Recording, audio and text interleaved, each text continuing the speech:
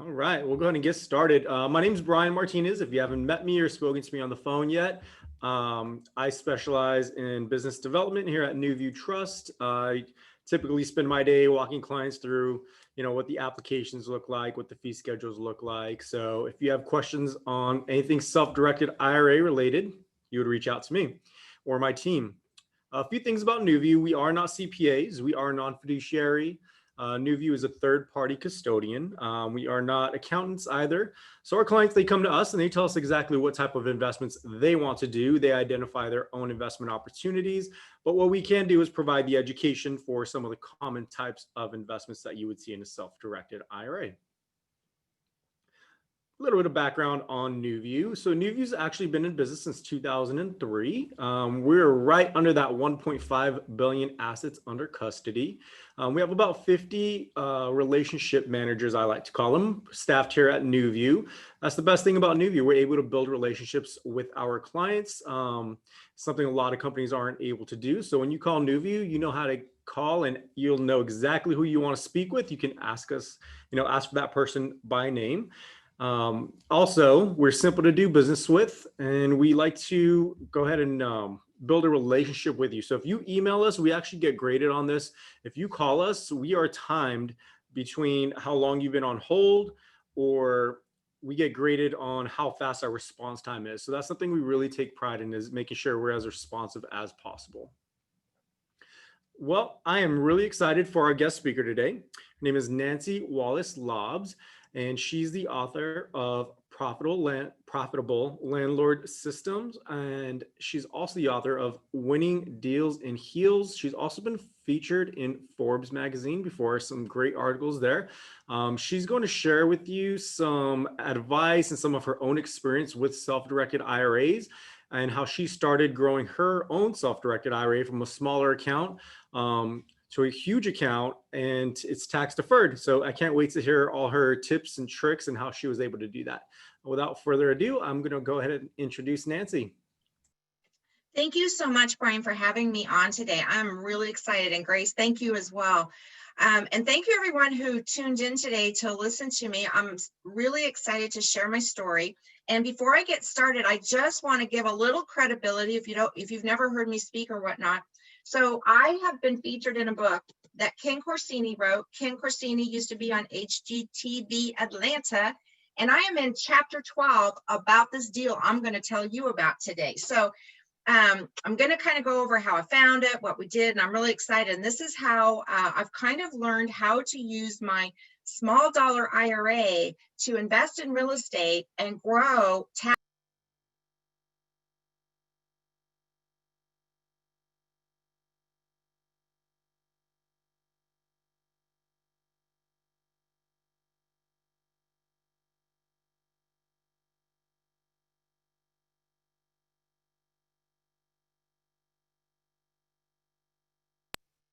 Make sure that you check with your financial advisor, your CPA, and do your due diligence, both as on the borrower and on the deal that you might be investing in.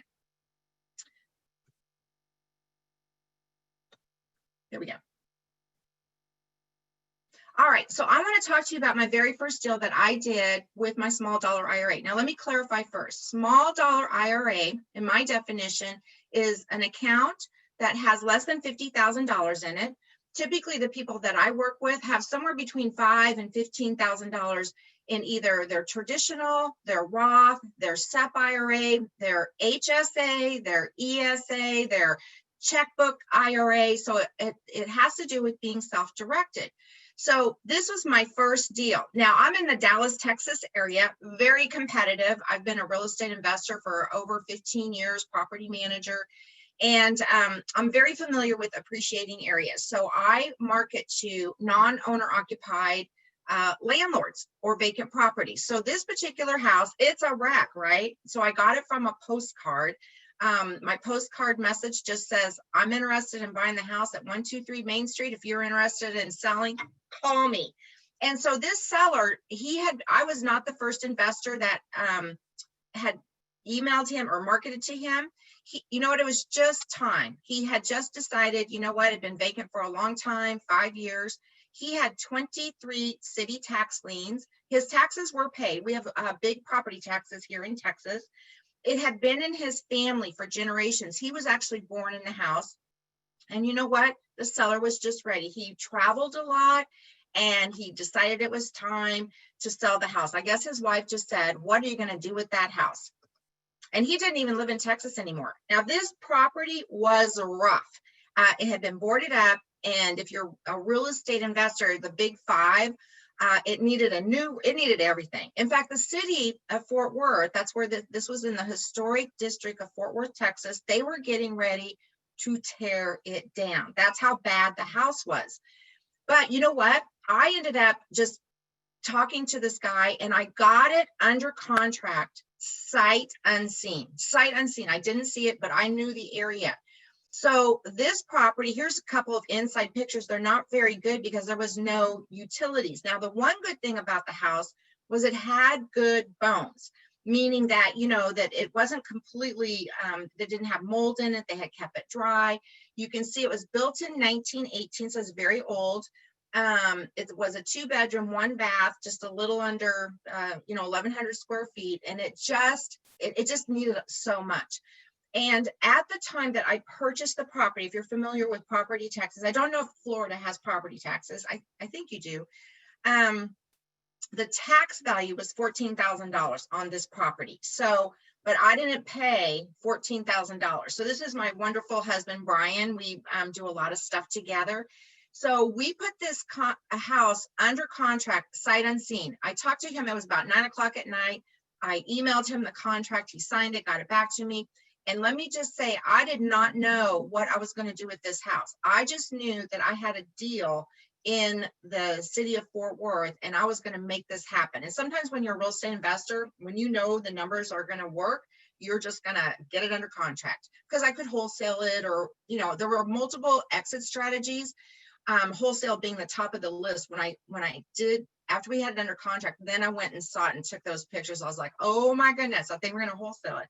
So we paid $10,000 for the house. Now I did have a partner, and my partner, he paid $5,000 cash. And then I had just heard about this investing with your small dollar IRA.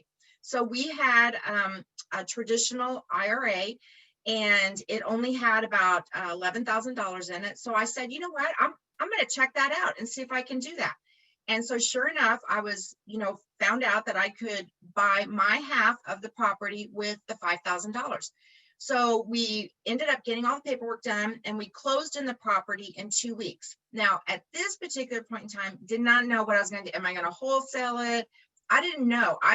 I'm very big on monetizing my leads when I get a house under contract, but I just knew I could do something with this. So while we were at the house, the day after we got it under contract, we put a sign in the yard, and it was not a fancy sign. It was handwritten, and on one side was English, one side was Spanish, and it simply said owner finance, phone number, owner finance, and that was it.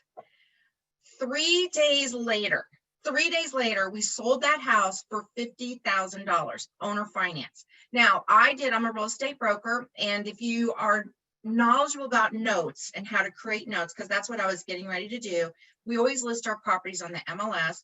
And we had put in bandit signs, and we had done the Facebook marketplace, because again, we didn't know what we were doing with it, but the sign in the yard is what sold that house. And so when I talk to folks and they have a distressed property, I'm like, throw a sign in the yard, because that, whether you're leasing or selling, that seems to be the ticket. Now, when we sold that house for $50,000, so what our terms were, because when you're doing owner financing, everything is flexible, everything is negotiable, right? So our terms were $10,000 down, 20%, and then we'll finance $40,000 for 15 years at 9.5%. So we ended up, now we did this all at a title company. And I will say this, if you're going to use a small dollar IRA to invest, this is a very important tip. You must invest in real estate or become a private money lender, and you're closing, you've got to go to a title company that knows how to do the right paperwork, because using a small dollar IRA, there's rules. And when you have rules, you've got to make sure the proper documentation is in place. And I'm talking about the deed of trust and a promissory note and that kind of thing. In this particular example, I used my own IRA, so I didn't have to have a promissory note because I'm using my own. But if I had borrowed $5,000 from another account holder to lend me the money out of their small dollar IRA, then I would need to also put a promissory note in place. So right off the top, we got this buyer. We made them bring a $10,000 cashier's check to the title company. Now, obviously that money didn't go right back into my account. So all the paperwork was done at a title company. So my initial investment was only $5,000 and I owned 50% of this property. We made no repairs. We sold that house the way it was. What you saw in the pictures is how I sold the house. So number one, we got our initial investment back. So my $5,000 after the end buyer ended up closing on the house, then that $5,000 went right back into my traditional IRA. So I wasn't out any funds. Now that one deal was a combined profit of over $87,000 and a return on my investment of about 114%. And I have given this presentation to demonstrate how you can use small dollar IRAs to really grow and tax deferred a small dollar IRA. So a lot of you out there might have, like a health savings account or just educational savings account, and you can use those funds. I've used as little as $100 and $50,000 as the top on the small dollar IRA. Now, if you're here and you're listening to this and you've got 100,000, 300, 500,000 in your IRA account, you know what? These techniques work for that amount of money as well. So don't get me wrong here. You can use your IRA, your self-directed IRA, to purchase notes and real estate and that kind of thing. But what I found is that there's more people that have the small dollar IRA than there are the larger IRAs as far as what to do with that. Now, I love my profitable landlord system is all about how to find, manage, and find and fund single family properties. So one of my criteria is looking for properties in appreciating areas. So this is the property today. Like literally, I took this picture this week. And remember when I said that I bought that house in 2018, I like to buy in appreciating areas. And because we owner financed it, this was like, there was too many repairs to do a flip on it. And the person that's living there, they're making the improvements to the house. So this is what the house looks like today. And the property tax value went from $14,000 in 2018 to over $77,000.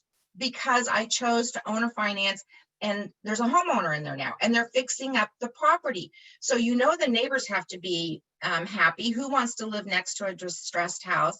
The city's happy because when we sold the house, we had to write into the contract to the buyer that when you make your repairs, you have to within in a historic district, there's certain things you have to do, like the windows have to be the same and that kind of thing. So that's an increase in that property value of 225%. Now, one question I get asked a lot, well, Nancy, what happens if, somebody doesn't pay when you're doing an owner finance? Well, you know what? I'll be happy to foreclose on this house and do it all over again, because I'm going to get an asset back that's now worth, I bought it for 10, and now it's worth $77,000. So I'm okay with a 225% return on my money. Now, building a small IRA account. So like I said, we used $5,000. We had $5,000 returned. And this is kind of just going over the same information as far as, my IRA over the 15 years will earn $43,000. Now, if I wanted to, I could sell that portion of the note. So what I did is I created a note, and let's just say I said, you know what, I want to go ahead and capitalize on, I'm more closer to the side of retirement than I was when I started out. And so maybe, I want to earn $25,000. So I could sell my portion of the note to a note buyer out there. And when they paid me the money, it was going to go into my IRA. So now let's just think about that. So let's say that $43,000. My partner, he paid cash. So every year he's paying taxes on the money that we're earning. It's a small amount, but it's passive income and he's paying taxes. I right now am not paying taxes on any of that money I'm earning, so that if I just left that in there for 15 years, then I get to decide when and how much I'm going to pay in taxes. And this is why I'm saying this. Let's just say, I decide to just leave that money in there and I don't ever take it out and I just keep reinvesting it, because now my cash value of my IRA has grown by $43,000. And as long as I don't, when I take it out, of course, I'm going to pay taxes on it. But let's say I only take out $10,000. So I'm only going to be taxed on 10, or maybe I only take 5,000. So do you see how you can control how much money you're going to basically take from your IRA? Now, this is just one example. That one IRA that we were just talking about, so far it owns 4 different properties, because once you start knowing how to do this, you can start adding. Remember I said that I paid $100 through an option. That was the lowest amount. So that was actually on a deal I recently did. And because of the way I structured it, my SEP IRA is going to increase in value in the next 18 months. That's not a case study for today, but it'll earn $46,000. If I was going to flip that house, and let's say I flipped it after 3 months, and then, I took $46,000 in 2020, then I'm going to pay taxes on that. But the way I structured it, it's going to go right into my SEP IRA. And then I will decide how much money and when I take it out, and I'll be taxed accordingly. Now, when I started doing these presentations and people started saying, well, how can you do this, Nancy? And like I said, I've worked from people that had $100 all the way up to 50. And again, all of these techniques that I've learned are real examples. This is a real deal that I've done. The $100 is a real deal. And I know you might have some questions about how you can get started, and Brian's going to kind of go over that. But the thing is that these are real life things that are happening. So then I said, okay, well, let me look at all of you can buy property, you can become a private money lender. So since that deal back in 2018, I've either purchased or helped people coordinate to become private money lenders. And I realized that we have actually worked with properties with a value of over $1 million. Now, for those of you that are doing syndication and, multifamily, that might not seem very much, but when you're talking about people with an average of, let's say, $12,000 in their self-directed IRA that they can invest, that's really a lot of people or a lot of funds coming together. Those account holders that I've been working with over the last less than 24 months, they've earned about $117,000 in interest payments that they received. And the average time frame for somebody that's being a private money lender for, let's say, myself or one of my deals is about 10 months because I can refinance out of it. So they help me buy the property, I put a tenant in it or owner finance it, and then I'm able to pay my private money lenders back. It's all negotiable with my private money lenders. I've built up a really good group of people. And so I can call them up and say, hey, I have a deal, can you fund me? How much do you have available? Great, I'm going to put it to work. And they love it because I'm putting their money to work. And then we make arrangements to pay the fees. So the fees could be for taking the funds out, the fees for closing. So we take care of all of those so that our account holders are only making money when they become a private money lender. So this is like a very stable investment, because if you become a private money lender, you're using your money and it's secured by real estate. And if any of you have faced the stock market this past year, wouldn't it be nice to have more control over what you're going to invest in and actually the returns that you're going to be getting? So here's what I'd like to do. If you did sign up for today and you found this of interest, if you would like my checklist that I put together for my self-directed account holders, that just it's my checklist that I use when I either purchase a deal or I'm doing a private money lender. Now from this, what I've learned is that people are really interested in this. And if you have more questions, here's my contact info. I also have an online course that teaches more about this. So I'm available, and I hope you guys found this very informative and educational, because I know I have a good time teaching people how to grow their small dollar IRA. All right. Thank you so much, Nancy, for that example. I know you have quite a few other case studies we would love to hear about. If anyone has any questions, go ahead and type those in the Q&A section. That's where we'll be getting the questions from. I did have a few questions myself as you were speaking. Who was the agent on the deal? I know it was owner financed. Did you represent yourself as the agent? So, good question. No, you know what? I don't do a lot of the traditional listings or traditional real estate. I've been a broker because I had a property management company for a long time. And so I just keep my broker. No, that person, they just represented themselves. So we don't typically, when we're doing owner finance deals, because of the usually agents aren't involved. I'm sorry, I'm a real estate agent. I can say this. Not very many real estate agents are savvy about owner finance deals. So when I put it on the multiple listing service, what the types of folks that I had realtors contacting me for their investor clients, but they were more interested in just purchasing, and we were being completely lowballed. So, and then there's a lot of wholesalers that will contact you. So on that particular house, from the MLS, the kind of offers I was getting was around 20, 25,000. But you know, like I said, the sign in the yard, the guy came, and so he, and because we closed at a title company, so they, you know, with an attorney and all of that, so everything, and then I disclose, I'm a very big, you know, person. I disclose that on the contract that we did, you know, I disclose that I'm a real estate broker, but I am not representing them. All right, perfect. Do you need to create an LLC to combine all the IRAs together for a deal like this if you're using multiple IRAs? So good question.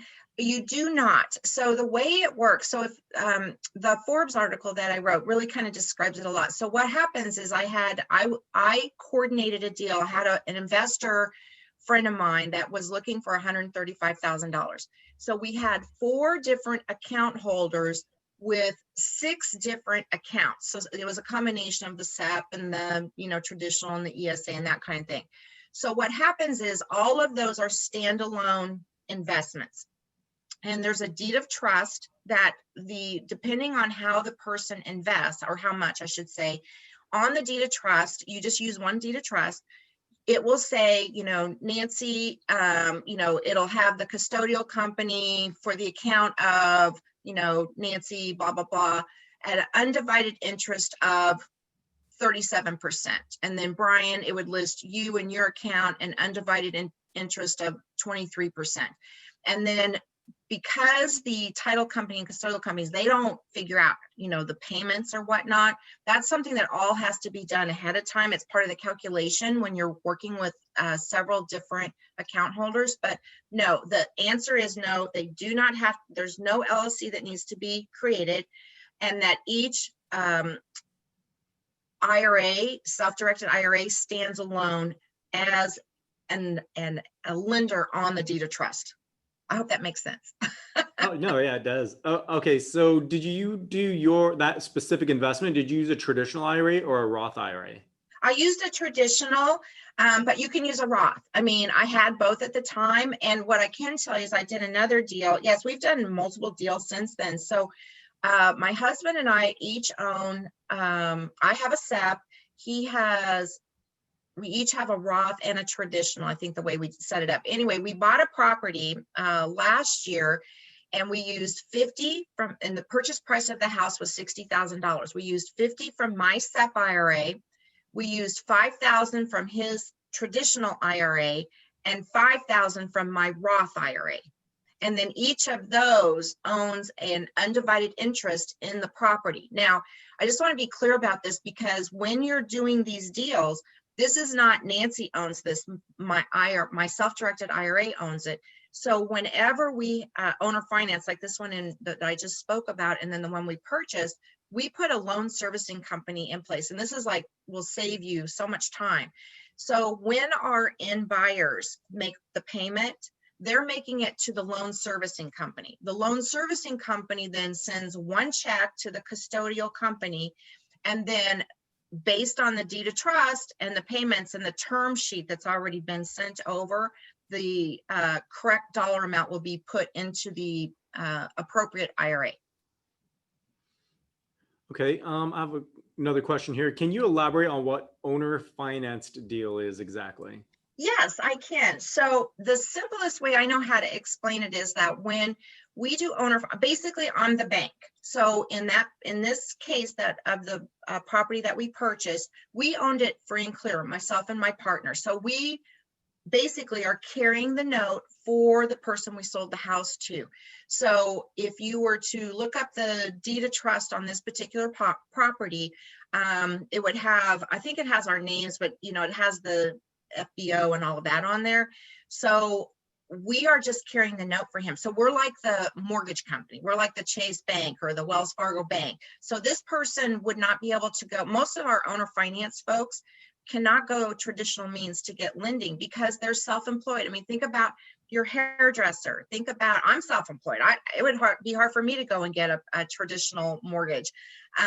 So they can't get conventional financing. So that's where owner finance comes in.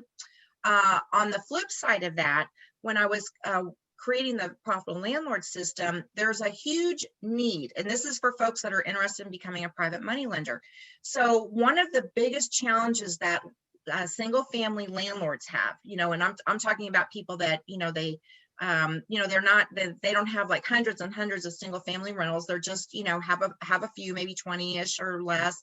So their number one need is to have loans that are under $75,000 because they're, buying properties, and most lenders, even community banks that I work with, will not loan less than $100,000. So as a private money lender, there's a huge opportunity for people who have money in their self-directed IRA account and investors who are looking to marry those. A huge need, and a huge gap of funding for single family rentals for landlords that are looking to grow their portfolio.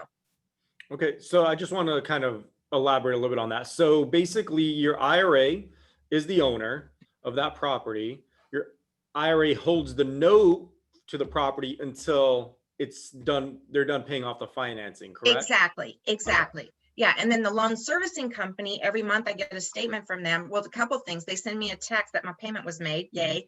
And I get a statement, and it'll literally show the balance, just like a mortgage statement. So I hope I clarify that question about the owner financing, because it's a really good investing strategy, and it fills a need for, affordable housing in our country. Okay, I have another question here. If we wanted to be a private money lender, would we first need a self-directed IRA to be set up? Well, yes. I mean, if your goal is to grow your small dollar, I mean, there are people that have, just have a lot of money sitting in the bank, I guess. My recommendation, if you wanted to become a private money lender, why wouldn't you do that through a self-directed IRA so that you can grow that income tax deferred? So yeah, the answer is yes. Or tax-free in a Roth. Or tax-free in a Roth. Yeah, if you have liquid cash without an IRA and you're self-employed, there are some types of plans that they have higher contribution limits, like a solo QRP or a solo 401k, a SEP. Those have higher contribution limits, so it gives you a chance to put more money away. This way you can grow that IRA tax deferred or tax free as well. So that's a different strategy, and we can always talk about that offline as well. And a little more to that question, I don't want to be a landlord, but I do want to private money lend. So how would I get started on doing something like that? So that's a big question. So would that be a question that maybe you could just email me, or that we could do offline, Brian? Because there's more to that. I mean, number one, you have to let people know you have money to lend. Number two, you need to know how to vet particular. So I also do private money lending. So through my networking, I'll meet people, and I'll meet people all the time. In fact, I'll get emails and random emails from people like, oh, hey, Nancy, I have a property up in Cleveland. They won't give me the address. They don't give me any information. And I just delete those emails. So you have to be really, really careful. And there is a vetting process that you would want to put a borrower through.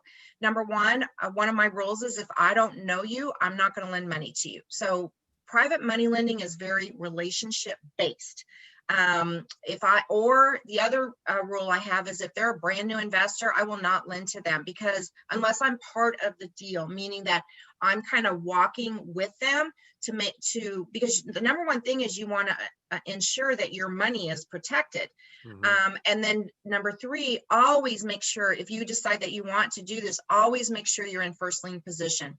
I unfortunately tried to help someone, or they asked me their advice, and I couldn't help them. Number one, they needed an attorney, but they were in fourth lien position on a property that was getting foreclosed on, and they ended up losing. So there's so many rules, not rules, but things that you can do to vet the person that you're going to lend to. You can't lend to yourself. So if you're thinking about, buying a property and your IRA, your self-direct IRA has to own it in whole. Like the example I gave, I don't own the entire property. I own 50% of that property in the one that we just did. But for example, if I had a house that I was looking at as a owner finance, or I just wanted to acquire it as a rental, and the house price was 150, and I had 50,000 in my self-directed IRA. So I thought, oh, I'm going to use that as the down payment and then go get a loan for 100,000. You can't do that. That's considered a prohibited transaction. Correct. Yeah, so if you were purchasing a property, say you want to use some of your own cash, some of your IRA funds, and you go 50-50 on it, then it's kind of set in stone at that point. Your IRA can never buy your portion, and you can never buy your IRA's portion, and all expenses would always be 50-50, and then all your returns on the investment would be returned 50-50. So it's a strategy that she used on this specific deal, and I do see other clients do. But you definitely want to make sure you're very familiar with the prohibited transactions and the IRS guidelines. If you have questions on that, you can reach out to me directly and I can answer those questions for you. And we've got a few more questions here. Do you create your own notes, or do you have an attorney create the notes for you? So I always close at a title company with an attorney. So I don't, I want to make sure that the paperwork is done correctly. Being a real estate broker, I have a higher responsibility to the general public. Not that I know more, but if ever there was an issue, I don't like to take property subject to, for the very reason I'm a real estate broker. If anything goes wrong and the person, ends up suing, who's going to lose. So I do close at a title company with an attorney that knows how to do the correct paperwork. I have $8,000 in my self-directed IRA. Can you help? That's a great question for Nancy. You would probably want to reach out to her one-on-one, and maybe you two can come up with a strategy for your self-directed IRA. Yeah, just email me and we'll get together and talk about that. And one of the deals I did, I used $8,000. I've used, like I said, a little as 100. I've used, one of the deals I did, I was actually purchasing a property. I used a combination of 4,000, 12,000, 13,000, because people have all different kinds of money, but I'm happy to use the money. So the next question, yes, we will post a recording of this on our blog at the probably by the end of business day tomorrow. It'll be in our blog section, and I will make sure to get the link out to you as well. Do you typically partner with people that have self-directed IRAs? I do. Because of my criteria that I use, I usually purchase properties that are the after repair value is 250,000 or less. So the Dallas-Fort Worth area is very competitive. It's overrun by real estate investors. So I actually do a lot of my deals in secondary markets. So, I would love to say that I do deals in my own backyard, but it's just not, it's too expensive.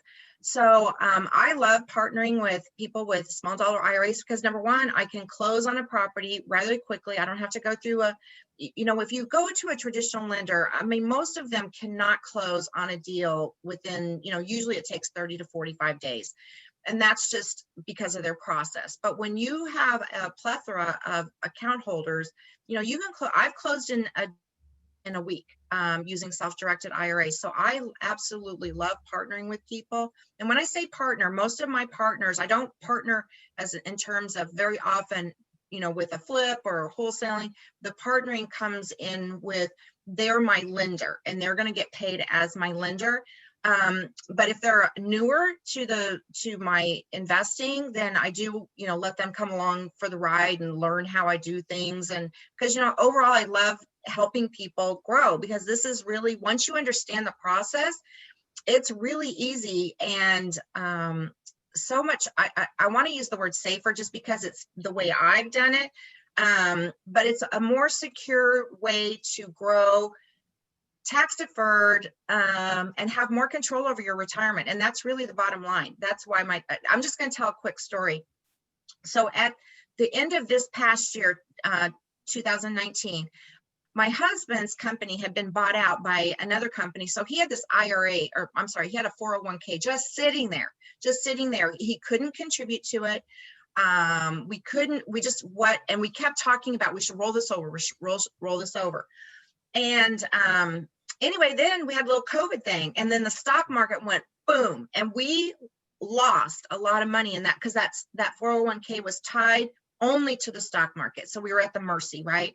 And I'm not a stock person. I just, he told me, we both got upset. And we're like, we should have done something with that. So fortunately, because we are on the side of, like, we don't have the years to wait for things to come back. We have to take control now.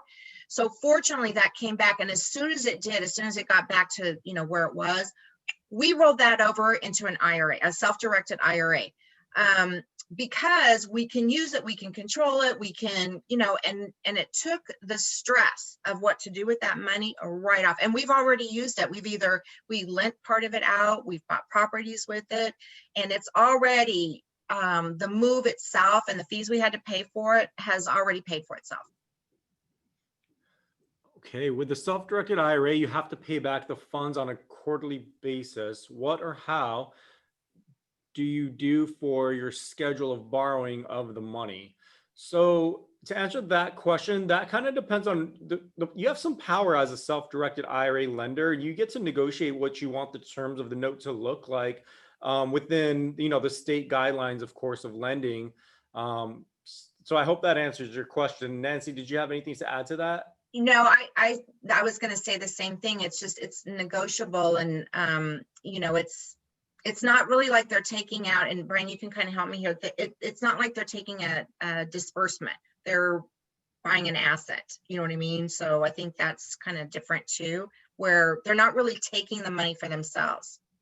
Correct. A self-directed IRA is definitely not you taking a distribution of the funds. So I'll give you the example that I usually give people. You have companies like Fidelity or Charles Schwab, Vanguard.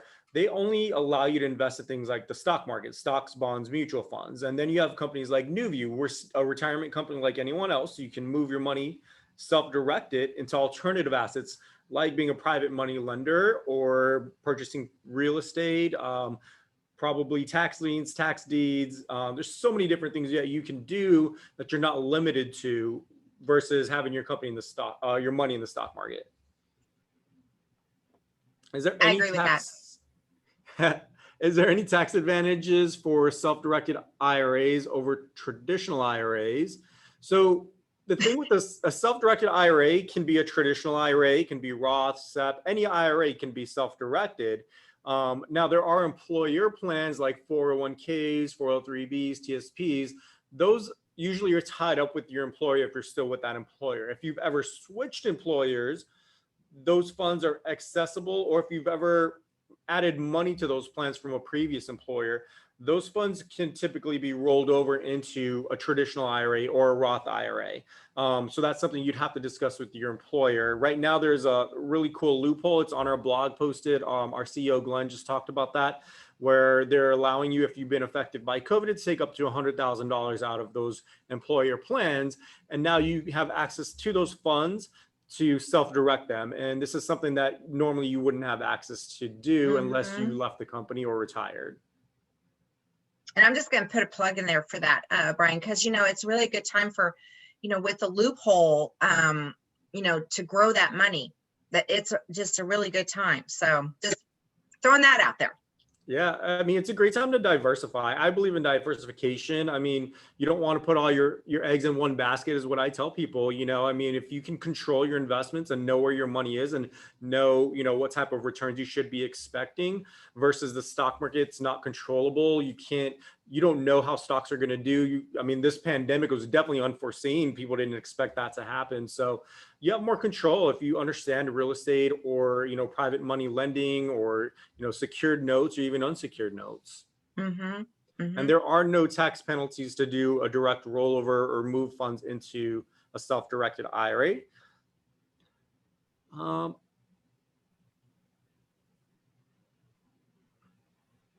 Okay, the next question. So this is similar to an investment in a syndication, except that the amounts are small dollar. So I'm going to say on this one, so I am not syndicating. It's not considered a syndication. So I don't invest in multifamily, and I don't raise funds for it. So I'm not doing like capital investments, that kind of thing. I'm reaching out to people to see if they want to have a stake in a piece of real estate, if that makes sense. So I think it's a different, legally, I don't know what the terms are, but I do know it's not considered syndication, and I'm not raising money. What I'm doing is I'm networking with people who have idle funds sitting in a self-directed IRA account, and I'm giving them an opportunity to invest in a secured investment vehicle. Yeah, exactly. So what she does is, she'll identify the piece of the real estate and then get a group of individuals that have self-directed IRAs. And some people might even be cash investors, and they all go in on that deal and everyone wins, but she's using the money to be the borrower in some terms. Sometimes she's the lender. So she's using both strategies for her own self-directed IRA.